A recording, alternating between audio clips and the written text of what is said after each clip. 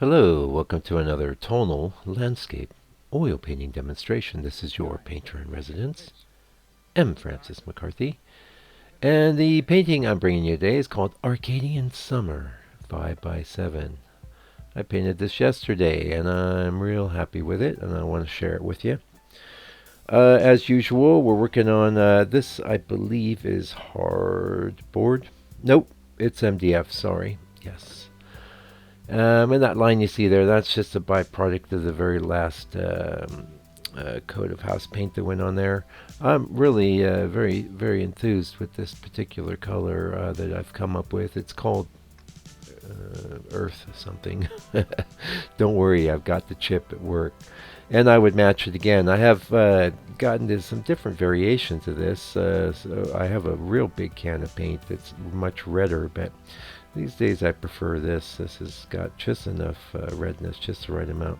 So the scene we're painting was very much inspired by a Dupree, and actually there's a study on this channel after the inspiration. You might be surprised to find out though that this doesn't look very much like the Dupree at all.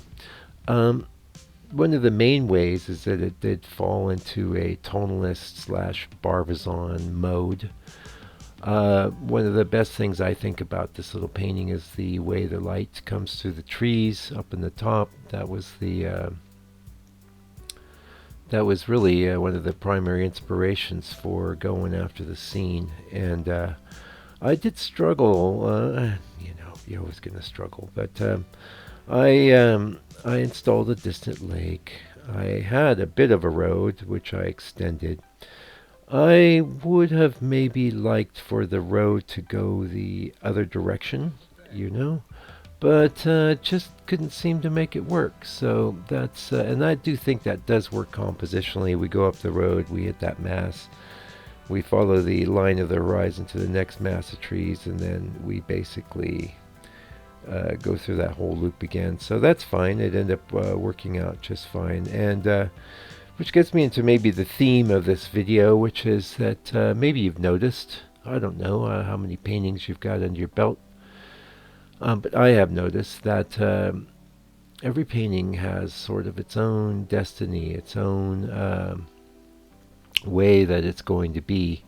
And this is not to say that you don't have a lot of latitude as you're working to control the process. You certainly do, but this is a perfect example here. I kept trying to push the road the other direction, and I never could make it work because it just wasn't going to be that way. And that's fine. You may find that's the case with other things you're trying to do with your own painting. Maybe you want it to be 3 trees instead of 2, but you keep, every time you work on it, it ends up being 2. Just let it be 2, I guess that's not the greatest for instance, but hopefully you're getting what I'm talking about. And being sensitive to that, I think, is important, because maybe you set out to do one kind of painting, but it's going a different direction.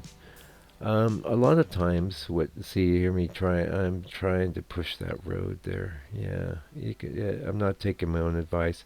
No, but in a sense, I am, because I said, no, that's not working. I would have had to bring it in a whole different way, and I'm not sure I would have loved the shape that would have created on our right side anyway. So. And those trees to me were the primary attraction. And one of the things I played with there, it's 2 tree trunks. I had 3 at one point. When I was compositing the scene in Photoshop, I kept trying to fill it in. And actually, you can check that reference image that I came up with out. It comes up prior to the rest of the video of the full painting session. That's real time, where you can listen to old Uncle Mike struggle with the road. Maybe I struggled with some other stuff, and there's not too much. One of the things I had going for it was a bit small, so a lot of times that can make things easier. In the sky here, my real intention was just to, again, because it was fairly small, and I'd done a few paintings recently where I felt the sky maybe got a little smoothed looking, which is fine, especially if there's other elements in the painting that are,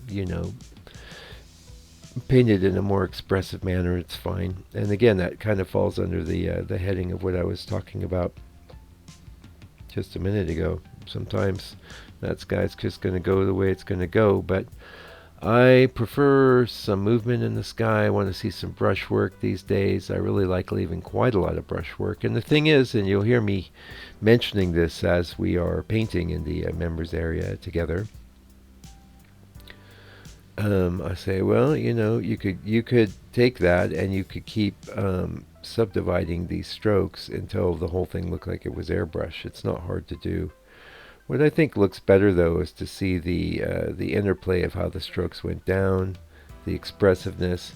That gives the painting a lot more credits, and it's just more value, I think. Yeah. I'm quite happy with the way the sky came out. It was based on another thing you'd see in the reference image. You might go, I can't believe he's using that same sky for yet another painting, but I don't worry about it. I often composite in very similar, the same skies quite often. I don't worry about it because I'm always going to make something fresh when it comes to making the painting. Now, that brings us to the book. I talk about painting skies in this book. I talk about every aspect of tonal landscape oil painting. It's the byproduct of 10, 12 years of intensive study and trying to teach myself how to paint like people like George Ness. I think I do a pretty good job, but if you're interested in working in this mode, check it out. $60. International shipping is included, and I'll send it to you anywhere on the planet. Yeah, the one thing with the blue, by the way, I mention this again in the members area all the time, but I want to get it out to you in the John Q public or Janice Q public, as the case may be. If you got blue in the sky, you can't just have it in one patch. Like a lot of times you might have that as the case I think was the case in this reference image. When that happens, I will move the blue around. Also, I take a lot of liberties. The sky in the reference image is just there to spark my imagination, and once I get into painting the sky, it sort of has a way of taking on, as we started with the earlier theme in this video, it has a way of taking on its own characteristics, and it'll behoove you just to respect that, to honor that, and not to fight it. And if you go along with it with the right kind of intention, then you'll probably create something beautiful. And everyone will love it. Everyone will want it. And you'll become famous. Yeah, hold on, I'm going to have a sip of tea here. Sorry about that. I can always tell if my voice gets a little extra gravelly. It doesn't seem gravelly to me, but a lot of times, boy, I listen to these videos and there's a definite rasp at the end. And what are you going to do? That's probably a byproduct of age. Yeah. So yeah, a lot of times path, similar sorts of colors and tones, I'll probably want to get that done. If it was a stream or a little river or something like that, usually time to do that when you've done the sky. Same thing with the lake. Here in the lake now, in the reference was just a solid chunk of yellow. But I thought, no, I could do this blue-yellow thing. I mean, I did it in the sky. Now we're into the darks, and that is my mixture of Mars Black and burnt umber, and I still like to have a little bit of give in the darks. I don't like them to be 1000% dark. And one of the things, just as an aside, this is a midweek video. I've really been struggling with my the Canon, which does a great job, but I've tried different settings, and a lot of times I'm bringing in my movies into my computer and they look way too dark, way too black, and thank goodness I just figured out how to, I just solved that problem yesterday. And I had a monitor that had a propensity to do that anyway, which I just passed on to my wife, and she's using it for her studies. So we're looking at you on a brand new Dell monitor here, and it does a great job with those darks, and I can really see there should be some give there, Anyway, that's an aside that I'm sure you're not that interested in. But I will say how the darks lay down is very important. Now, most of you aren't working digitally or anything like that. You don't have to worry about these kinds of things. But I like my darks in the painting to be somewhat clean, but one of the great things about having an underpainting done with burn umber is that I can kind of leave a lot of that coming through, and that definitely became the case in this painting. There's tons of underpainting just peeking through those trees. And the great thing about working that way is, if it looks good, it is good. It's fine. There wasn't tons of really overt greens in the reference image, but in fact, I think in the premix in the masters area, I like masters area better than members area.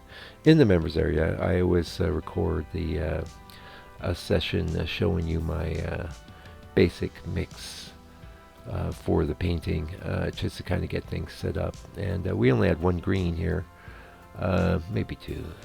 I probably did something like that light green. I really like the impact you get when you have like a light green behind some dark trees like that. And honestly, Arcadian Summer, yeah, I could have called it Sunset, or it's not quite Twilight. I don't know. I thought Arcadian Summer was a awesome title, way better than Summer Road. I got plenty of paintings called that. I do get a little stick sometimes for my titling, but Arcadian Summer, it's nice. And most likely, I'll pop this in a really nice frame. Lately, I've had some success with like doing really wide, ornate dark frames. With like on a 5x7, imagine a molding that's 2.5 inches wide. That's a great look. I think that's an amazing look, and people will buy it as a package.